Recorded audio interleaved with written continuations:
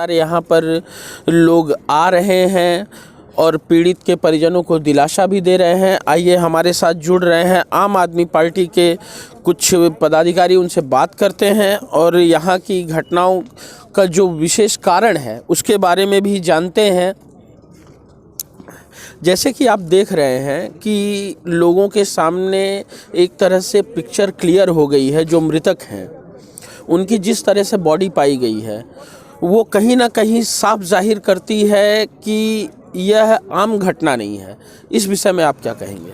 देखिए, बड़ा दुर्भाग्यपूर्ण है आज का दिन। एक एनटीपीसी पावर प्लांट के लिए 1 महीने के अंदर 3 मृत्यु होती हैं और जिला प्रशासन हाथ धर के खामोश बैठा हुआ है और एनटीपीसी प्रबंधक इस पर कोई जवाब देने को तैयार नहीं है। बहुत दुर्भाग्य है। मैं इसका बड़े कड़े शब्दों में निंदा करता हूं और जिला प्रशासन से और एनटीपीसी प्रबंधक से मांग करता हूं कि जब तक इस कुशवाहा परिवार को न्याय नहीं मिलेगा, आम आदमी पार्टी इनके साथ खड़ी है। और जब तक ये मैं साफ स्पष्ट शब्दों में कर देना चाहता हूँ जिला प्रशासन को भी और एनटीपीसी प्रबंधक को भी, ये कोई मृत्यु, ये घटना नहीं है, ये हत्या है।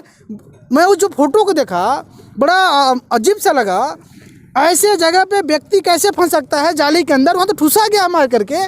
साफ समझ में आता है कि हत्या किया गया है। उस हत्यारे को जब तक गिरफ्तार नहीं करता है, उनके जो सेफ्टी है, उनका जो मैनेजर है, वो अपने माध्यम से उन हत्यारों को पकड़े। उनका जो सुरक्षा का पैमाना है, जो उनका सीसीटीवी कैमरा होगा, उसके माध्यम से उस हत्यारे का पहचान करे और गिरफ्तार करे। तभी पीड़ित परिवार के साथ हम लोग बैठे हुए हैं और उठेंगे यहाँ से।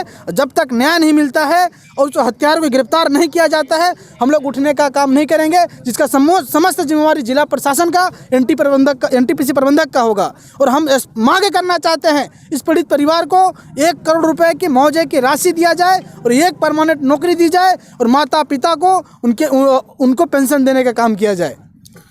जैसा कि एक चीज़ आप देख रहे हैं, पिछली घटनाओं को अभी तक हम भूले नहीं। चाहे अजीत दुबे की हो या कुछ दिन पहले सेफ्टी को लेकर एक घटना हुई थी, उसमें भी जो घटना हुई थी, पिछले दिनों में 2 से 3 मौतें एनटीपीसी के अंदर हो चुकी हैं। लेकिन अजीत दुबे वाली जो घटना थी उसे भी लोग इस नज़र से देख रहे हैं कि यह हादसा नहीं, कहीं ना कहीं हत्या है और इसे न्यायालय भी पहली बार संज्ञान में अपने लिया और उस पर कार्रवाई की है। और इस घटना को भी आप बोल रहे हैं कि यह हादसा नहीं है, यह कहीं ना कहीं हत्या की साजिश है और प्रशासन अभी तक अंदर है। पिछली घटना में भी प्रशासन गई और उसका खुलासा आज तक नहीं हुआ, अभी तक नहीं हुआ है और इसका भी अभी तक समझ में नहीं आया है क्योंकि बॉडी अभी बाहर नहीं निकली है। अगर इसका भी बॉडी परिजनों को देने के बाद फिर सारी बातों को इसी तरीके से दबाया जाएगा तो उसमें आपका अगला कदम क्या रहेगा? देखिए, सबसे बड़ा लापरवाह जिला प्रशासन है यहाँ का। कुछ दिनों पहले अजीत दुबे का हुआ, उसके बाद अभी 7 से 8 दिन पहले एक उपाध्याय जी की मृत्यु हुई जो बलिया के रहने वाले थे, मजदूर थे, सिंप्लेक्स कॉलोनी में रहते थे। और आज सिंगरौली के ही पड़खुड़ी गांव के कुशवाहा जी की मृत्यु हो गई। बहुत दुर्भाग्य है, पूर्ण है। लेकिन यहाँ का जिला प्रशासन खामोश बैठा हुआ है। न तो अभी तक कोई कार्रवाई एनटीपीसी प्रबंधक के ऊपर पिछले दिनों किया, न तो आज कर रहा है। मतलब ये कैसा तानाशाह है, ये कैसा रवैया है? जिस देश के अंदर लोकतंत्र हो, जिस देश के अंदर कानून बना हो और वहाँ पर कार्रवाई न होता हो। मुझे ऐसा लगता है कि एनटीपीसी प्रबंधक के, उनके कब्जे के अंदर जिला प्रशासन के लोग हैं, उनके कैंपस के अंदर रहते हैं लोग, मकान दिया हुआ एनटीपीसी, इसलिए कहीं ना कहीं वो मुझे ऐसा लगता है, जो मेरा कहना है, वो डरे हुए हैं, उनके ऊपर कार्रवाई नहीं करते हैं। लेकिन मैं मांग करता हूं जिला प्रशासन से, यहाँ के सरकार से, प्रदेश के सरकार से मांग करना चाहता हूं, पीड़ित परिवार को न्याय मिले। जो हत्यारा है, जो कंपनी प्रबंधक है, जो लोगों का सुरक्षा नहीं कर पा रहा है, उनके ऊपर मुकदमा कायम हो। धन्यवाद।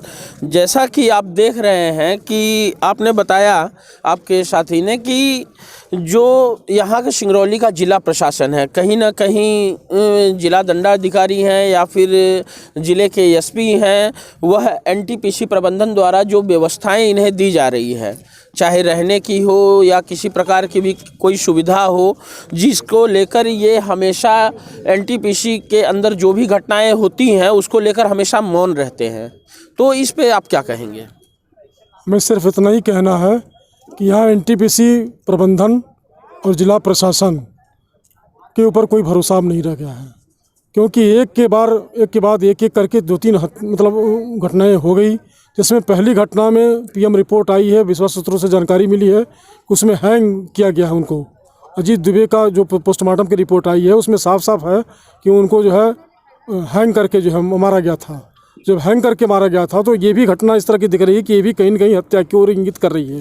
जिस तरह का फेसबुक पर और व्हाट्सएप पर जो है फ़ोटो आ रहा है तो ये निश्चित रूप से ये हत्या ही है। और स्वतंत्र उपाध्याय के बारे में जांच चल रही है, उसके बारे में भी पीएम रिपोर्ट आने के बाद ही हम लोग कुछ कह पाएंगे कि वो हत्या है कि क्या है। तो जब 3-3 हत्याएं एक साथ हो गई हैं तो ये एनटीपीसी प्रबंधन और ये यहाँ का जो है जिला प्रशासन न्याय दिला पाएगा, ये हमको कतई भरोसा नहीं दिख रहा है। इसकी हम लोग एक मांग करते हैं कि सीबीसीआईडी या न्यायिक जाँच हो, मजिस्ट्रेटों का एक पैनल बने, न्यायिक जाँच करे, या उससे ऊपर अगर हो सकता है तो सीबीआई से जांच की हम लोग मांग करते हैं कि एक मतलब न्याय होना चाहिए। सिंगरौली की जनता बार बार मरती रहे और ये प्रशासन सोता रहे, ये अब बर्दाश्त कतई नहीं होगा। हम सब लोगों को धरना, प्रदर्शन, आंदोलन जो भी करना होगा हम लोग करेंगे। हम लोग चाहते हैं कि सिंगरौली के साथ में न्याय हो, यहाँ के मजदूरों के साथ में न्याय हो, यहाँ के लोगों के साथ में न्याय हो। बार बार हम एक ही अनुरोध करेंगे कि सीबीआई मतलब या सीबीआई जांच हो जो है, बस इसके अलावा और कोई मांग जो है यहाँ पर न्याय नहीं दिला पाएगा। एक तरफ भारतीय जनता पार्टी की जो सरकार है, जो मध्य प्रदेश के मुखिया हैं, वह हमेशा कहते हैं कि भारतीय जनता पार्टी जो है वह गरीबों की सरकार है, वह हमेशा गरीबों के साथ है। लेकिन यह काफ़ी दुख की बात है कि जब भी कोई बड़ी घटनाएं होती हैं नागरिकों के साथ, गरीबों के साथ, तो जहां पर भारतीय जनता पार्टी के अधिकारियों को, पदाधिकारियों को खड़ा होना चाहिए, वहां पर दूर दूर तक एक कार्यकर्ता तक भारतीय जनता पार्टी का नहीं दिखता है। और उसके बाद जब चुनाव का समय आता है तो फिर से वो उनका वही आलाप शुरू हो जाता है कि हम गरीबों की सरकार हैं, हम गरीबों के लिए ही कुछ करेंगे। इस पर क्या कहेंगे आप? देखिए, जब ये गरीबों की सरकार कहते हैं, जब गरीबों की सरकार बताते हैं और चिल्लाते हैं मैं गरीबों का सरकार हूँ, काम कर रहा हूँ, तो ये प्रशासन के लोग किसके हैं? जिसकी सत्ता होती है उसका प्रशासन होता है, उनके कहे अनुसार काम करता है, तो फिर क्यों नहीं कार्रवाई करता? और यहाँ के विधायक, सांसद, महापौर, एक लोग कहाँ हैं जो जनता के वोटों से 5 साल करने के लिए राज करते हैं? जो वोट देती है जनता, उस वोटों का ये लोग दुरुपयोग कर रहे हैं। जनता की जब जरूरत पड़ती है जनता के साथ में खड़ा होने के लिए, तो यहाँ के लोग, इनके जो मंत्री संतरी हैं, जो विधायक है, भाग खड़े होते हैं। और जब जरूरत पड़ता है विपक्ष के लोग, हम लोग खड़े रहते हैं। और आगे जब तक कार्रवाई नहीं होगा, इस पीड़ित परिवार के साथ में खड़े हैं, उनको न्याय दिला के ही रहेंगे हम लोग। धन्यवाद। जैसा कि आप देख रहे हैं कि लगातार इस कड़कड़ाती ठंड में जो मृतक के परिजन हैं वह लगातार यहाँ पर बैठे हुए हैं, न्याय की गुहार कर रहे हैं। और आम आदमी पार्टी के लोग भी हैं और कुछ लोग यहाँ पर खड़े हुए हैं जो पीड़ित के परिजनों को न्याय दिलाने का प्रयास कर रहे हैं। लेकिन अभी तक जहाँ पे एक जगह पे लोगों के मोबाइल में व्हाट्सएप पे पिक आ चुकी है मृतक की, फेसबुक पे आ चुकी है लोगों की फ़ोटो।